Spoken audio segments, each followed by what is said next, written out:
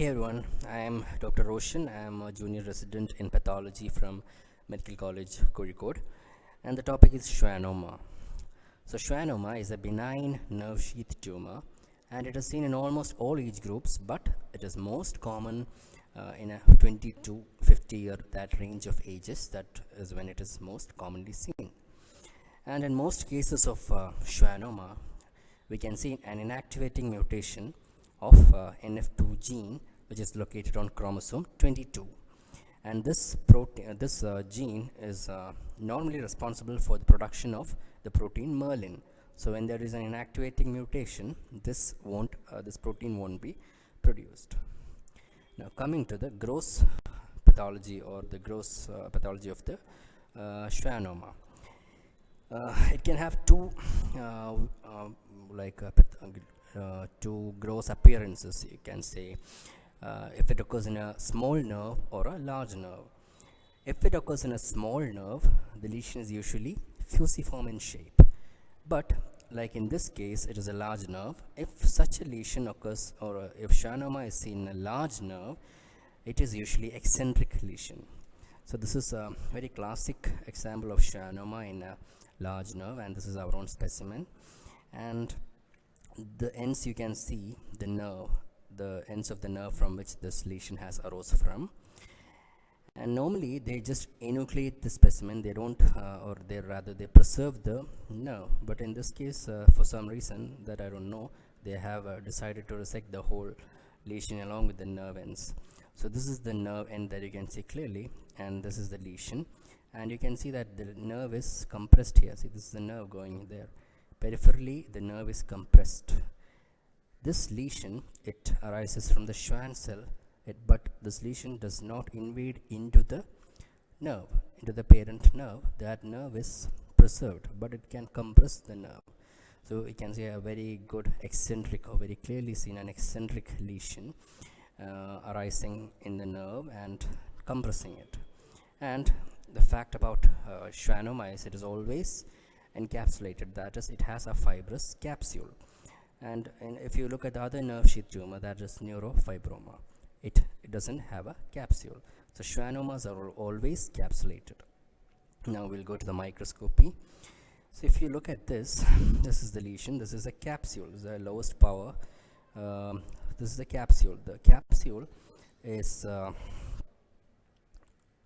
formed by the perineurium, and it is a fibrous capsule. You can see this is the capsule. We'll go to higher power, and when we go, we'll see that this is the capsule, and it looks very fibrous, and it is formed by the perineurium. You can go to a more higher power soon, and you will see that it is very fibrous. So the thing to understand is the Schwannoma is always encapsulated, and that capsule is formed by the perineurium of the nerve. This is the capsule. You can see this is the fibrous capsule. Okay, then what you see in Schwannoma is like we are always told there is an antony A, antony B. So basically, what is antony A and antony B? Those are two different areas that you get to see in Schwannoma. So this is a low power, clarity is quite less, but we'll soon go into the higher power. So if you look here, you can see that here it is a little more darker, and here it is very light. So this is eosinophilic and cellular area. We'll see that soon. But just to appreciate that low power look, we are seeing in this manner.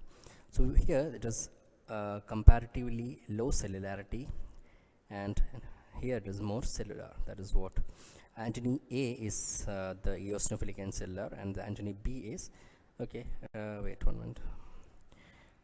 Antony, okay, this is the antony A area. Antony A area is where you have more eosinophilic. If you look closely, you can see that it is more pinkish, that is, it is more eosinophilic, and it is more cellular. Here the cellularity is very less comparatively. So this is the less cellular area, and this is the cellular area. Antony A is the cellular area, antony B is the less cellular area. Okay, now let's see further. Now what you see in antony A area is you can see Verrucay bodies. That is what we classically see in schwannoma. Then in case of Antony B, it is either edema. It looks like edematous fluid can be present in the Antony B area. Sometimes it can be myxoid areas, and sometimes it can be fibrous, or what you call hyalinized, not fibrous, hyalinized. So Antony B area can be edematous fluid. You can see edematous fluid in Antony B. Sometimes you can see hyalinization, or sometimes you can see myxoid areas. And coming to Antony A area, let me see. Yeah, okay.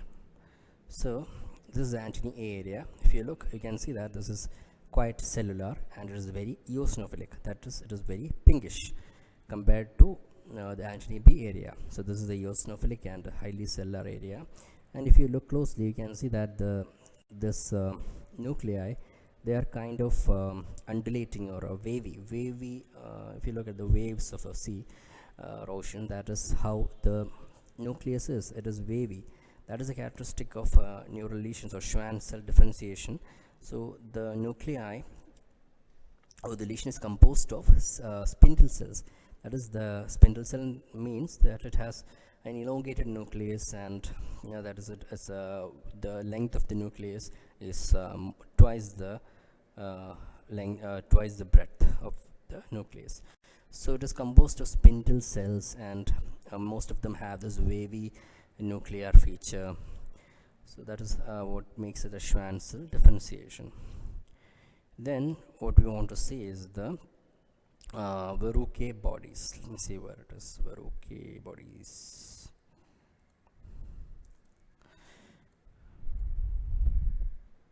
Yes. If you look at this power, you can see here there is palisading. The same nuclei that we just saw, that is palisaded together, or it is bundled up together. Here one bundle, here another bundle, and there is a space in between both of them. So the nuclei are clumped together, and the processes, these are actually the processes of that of the cells, the cells of which the nuclei that we are seeing here. So the cells are stacked here with nuclei forming a row like pattern, and in between there is a cellular area with the cell processes of those cells. So this is what you call Verrucay bodies. That is, in the Antony A area, we will see that two compact rows of nuclei that are separated by their own fibrillary processes. This is what you call a Verrucay body. Two rows separated by their processes. We'll go to higher power in this case, and you can see better here. This is one row, this is another row, and the cellular process of that can be seen here. Okay. Then what you see in schwannoma is so again, this is a Verrucay body in better view, or in highest power. It's 40x. Then what you see in we'll just go on to the hypocellular area, or Antony B area. Antony B area, I told it can either be edematous or fluid, or it can be myxoid. So this is a myxoid area. Okay, let me see if it is a myxoid area. Anyway, this is Antony B area. You can see that cells are present here also, but the density of cells, or the separation between the cells, is much more than you saw in Antony A area. That is, the cells are there, but they are widely separated. They are wide apart. So that is it is a less cellular area. Then I think there was a myxoid area somewhere. Let me see. Yeah, this is the myxoid area. See, this is the myxoid. You can see a bluish mucin-like thing. This is a myxoid area. So Antony B area can have myxoid areas, myxoid degeneration of all sorts. And another thing that you can find, these are all myxoid areas, that you can see in schwannoma is that it can be quite vascular. See, there's a lot of vessels are seen inside the lesion, and schwannoma is known to be very or it can have a large number of blood vessels in between the tumor. If you look here, see, vessels are there prominently, and in some cases it can undergo hyalinization of its walls, or thrombi formation, etc., can occur. So here you can see verrucate bodies, here there are blood vessels, etc. So basically that is it about schwannoma histology. So we'll go, and I think that is about it. Thank you. So that